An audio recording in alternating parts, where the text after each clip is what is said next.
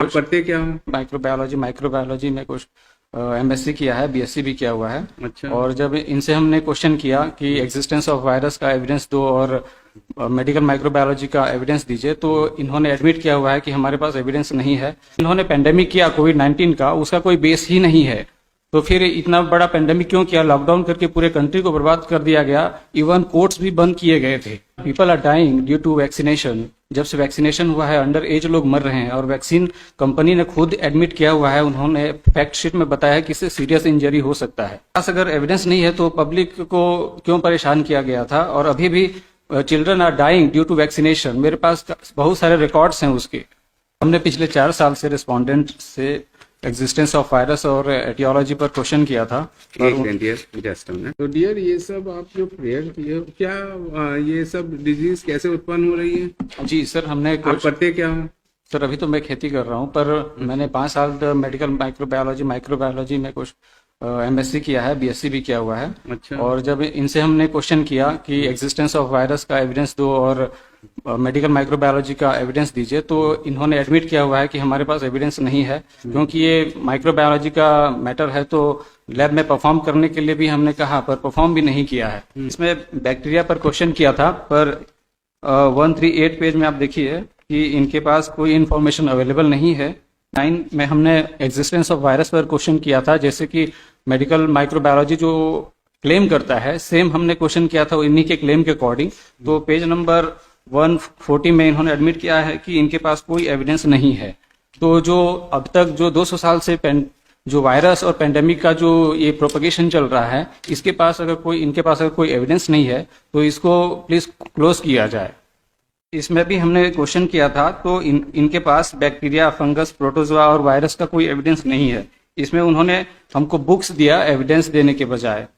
तो बुक्स जो है वो एविडेंस नहीं है। पेज नंबर 130 में देखिए, इसमें लिखा हुआ है the information requested regarding bacteria, fungus, virus, protozoa and prions is not available with ICMR। तो जब इन्होंने पेंडेमिक किया कोविड-19 का, उसका कोई बेस ही नहीं है। तो फिर इतना बड़ा पेंडेमिक क्यों किया? लॉकडाउन करके पूरे कंट्री को बर्बाद कर दिया गया। इवन कोर्ट्स भी बंद किए गए थे, और जिसका बेस ही नहीं था, वो वायरस का ही एग्जिस्टेंस कंसर्न रेस्पोंडेंट के पास नहीं है, तो फिर इसको क्यों चलाया जा रहा है? Sir but people are dying due to vaccination. जब से वैक्सीनेशन हुआ है, अंडर एज लोग मर रहे हैं, और वैक्सीन कंपनी ने खुद एडमिट किया हुआ है। उन्होंने फैक्ट शीट में बताया कि इससे सीरियस इंजरी हो सकता है। तो इनके पास अगर एविडेंस नहीं है तो पब्लिक को क्यों परेशान किया गया था? और अभी भी children are dying due to vaccination. मेरे पास बहुत सारे रिकॉर्ड्स हैं उसके। नहीं, आपने क्या इसमें डिटेल्स दिया है कि जो ये वैक्सीनेशन हुआ, मतलब आपका कहना है एक्चुअल में कोई इस तरह की डिजीज नहीं थी और इन्होंने वैक्सीनेशन दिया? इनका कहना है कि जर्म्स नाम की कोई चीज ही नहीं होती। जर्म्स नाम की, वायरोलॉजी नाम की कोई चीज ही नहीं होती। शुरू से रास्ता चला रहा है। Kindly C prayer D my Lord, last line, page 26, prayer D. अच्छा, medical micrology. On the other hand, are decreed to terminate alleged virology, immunology and medical microbiology of germ theory of disease। बोलते हैं germ theory of disease कुछ होता ही नहीं, इनका कहना है। सालों से कोई एक्सपर्ट तो है नहीं आप ये कैसे डिग्री फ्रॉम दिस कोर्ट की आप ये कोई एक्सपर्ट तो है नहीं डियर कि एक्सपर्ट बॉडी हो कोई? और नहीं सर, हमारे पास तो सिर्फ आपका एक कोई स्टडी अपना है जो कर रहे हैं आप? हमारे पास हैं, एक्सपर्ट हैं।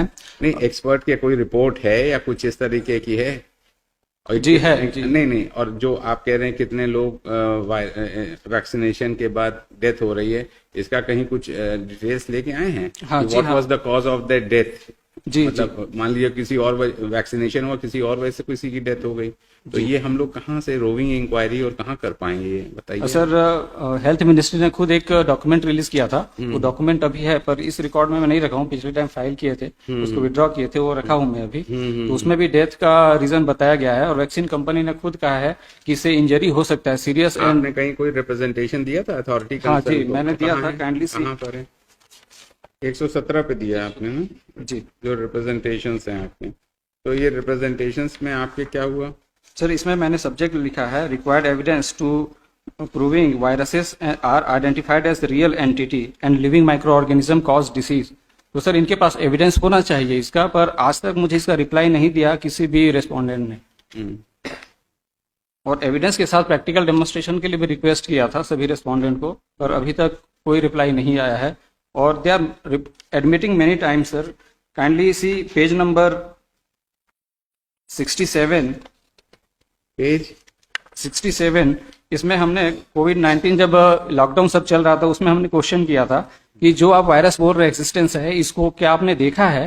तो इन्होंने रिप्लाई किया है कि वायरसेस आर इन्फेक्शियस एजेंट.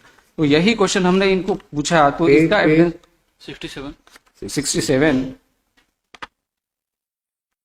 तो ये सिर्फ हमको फिक्शनल स्टोरी बताते हैं. Whole microbiology is based on fictional story.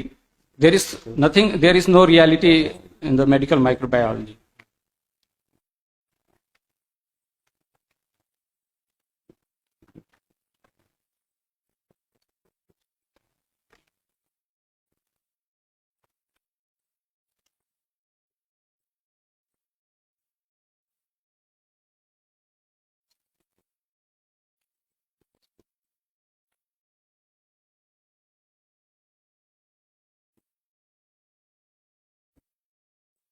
Kindly see page number 34.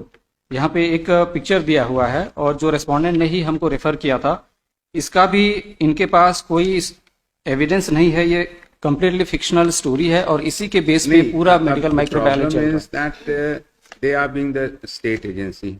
इनकी कितनी कैपेसिटी है? It is for the union of India to explain this. उनके पास क्या डाटा है क्या नहीं है. तो सर मैंने कवरिंग मेमो फाइल किया हुआ है तो उसमें kindly see page number 1. Page number 1 यही इनका डाटा है. इसमें कवरिंग मेमो में पेज नंबर 1 उसमें एक सो कॉल्ड रिसर्च पेपर है जो आईसीएमआर रिस्पोंडेंट ने ही रिलीज किया था. First isolation of SARS-CoV-2 from clinical sample in India. तो इसमें आप देखेंगे तो कम्प्लीटली फिक्शनल मेथड यूज किया जाता है. इसमें कभी भी आज तक सो कॉल्ड वायरस का आइडेंटिफिकेशन इन्होंने नहीं किया है. तो इस पर भी हमने क्वेश्चन किया था. ये जो पेज नंबर 1 है ये सेल कल्चर पर बेस्ड है और इसी के रिगार्डिंग हमने क्वेश्चन किया था. Kindly see page number 94. तो इसमें हमने सेल कल्चर पर क्वेश्चन किया था तो बोल रहे हैं कि हमारे पास इसका भी कोई एविडेंस नहीं है. ये एक बेसिक कॉन्सेप्ट है जो कि बुक्स में अवेलेबल है. हमको बुक्स नहीं चाहिए था, एविडेंस चाहिए और अभी तक कोई एविडेंस हमको इन्होंने नहीं दिया हुआ है. तो अभी तक जो जर्म थ्योरी और जो वायरोलॉजी चल रहा है ये फिक्शनल स्टोरी पर ही चल रहा है. अगर आप भी इनसे एविडेंस मांगेंगे तब ये आपको भी एविडेंस नहीं देंगे. सेम ये चीज एविडेंस आपको देंगे जो कि फिक्शनल स्टोरी है. अगर आप भी इसे पढ़ेंगे तो इसमें कहीं भी आपको वायरस का एक्सिस्टेंस और डिसीज कॉजिंग प्रॉपर्टी आपको नजर नहीं आएगी. तो इस पर जब हमने क्वेश्चन किया तो इसका भी इनके पास कोई एविडेंस नहीं है जो डेटा अभी आपने पूछा हुआ है. Kindly see page number 8. इसमें जैसे इन्होंने बताया है कि वायरस जो है वायरुलेंस होता है. ऐसा है दोनों लोग एक एफिडेविट फाइल कर दीजिए. वी सी टू इट आपका भी क्या स्टैंड है. Then we finally decided what he has come forward. At least it is required to be replied by you whatever may be the case. है ना. लिखिए 4 वीक्स 2 वीक्स काउंटर जॉइंटर कर दिए return file करें. ठीक है ना. जवाब मंगा लेते हैं देखते हैं क्या कहते हैं. ठीक है ना. 4 वीक्स 2 वीक्स आप लोग भी अपना रिप्लाई फाइल कर दो. यूनियन ऑफ इंडिया फाइल कर दें. है ना. ठीक है ना. That is all. Needs to supplement